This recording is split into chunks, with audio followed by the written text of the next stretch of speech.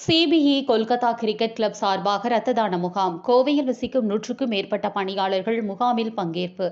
கோவையில் செயல்பட்டு வரும் சிபிஇ கொல்கத்தா கிரிக்கெட் கிளப் 4வது ஆண்டு துவக்க விழா வெகு விமர்சையாக நடைபெற்றது.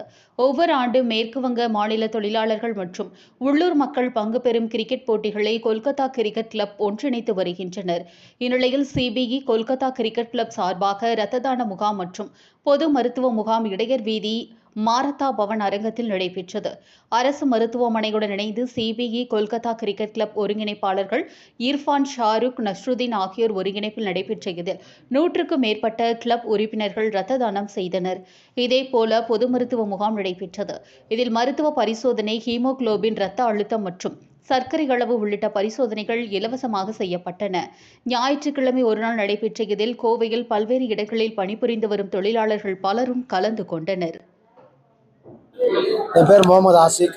இந்த கோயம்புத்தூர் கொல்கத்தா கப்பு வந்துட்டு கிட்டத்தட்ட நான் 3 வருஷமாக இயங்கிட்டு வருது.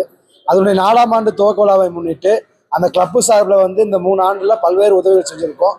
அதனுடைய ஒரு மனிதம் காக்கும் நேயத்தோடு அனுப்பிட்டு கோவை அரசு மருத்துவமனை இணைந்தும் நம்முடைய கிளப்பு இணைந்து இன்னைக்கு ரத்த தான முகாம் நடந்துட்டு இருக்குது மாரத்தா பவனில் வச்சு.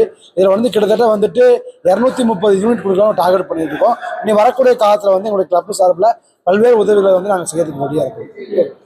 আমাদের সিবিই কলকাতা ক্রিকেট কাউন্সিলের পক্ষ থেকে আজ 7ই ডিসেম্বর প্রথমবার রক্তদান শিবিরের আয়োজন করেছি।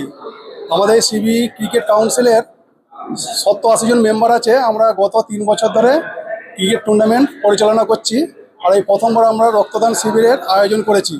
তো মোটামুটি 1-1.5 ঘন্টার মধ্যে আমাদের 50 জন ভাই ও বন্ধুরা রক্ত দিয়েছে। এখন 1-2 ঘন্টার মধ্যে 150 মানুষের আশা আছে। তো এটা আমরা সাকসেসফুল হব। আমাদের এই ব্লাড ডোনেশন ক্যাম্প থেকে বিপি চেক করা হচ্ছে, তারপরে সুগার টেস্ট করা হচ্ছে, হিমোগ্লোবিন চেক করা হচ্ছে, রক্ত নেওয়া তো হচ্ছেই। আমাদের এখানে যে সরকারি হসপিটাল আছে জিএইচ, ওখান থেকে আমাদের রক্ত নিয়ে কালেক্ট করতে এসছে। আমরা আশা রাখবো যে আগামী বছর এর থেকে আরো বড় করব। তার জন্য আমাদের সমস্ত মেম্বারকে ধন্যবাদ জানাই।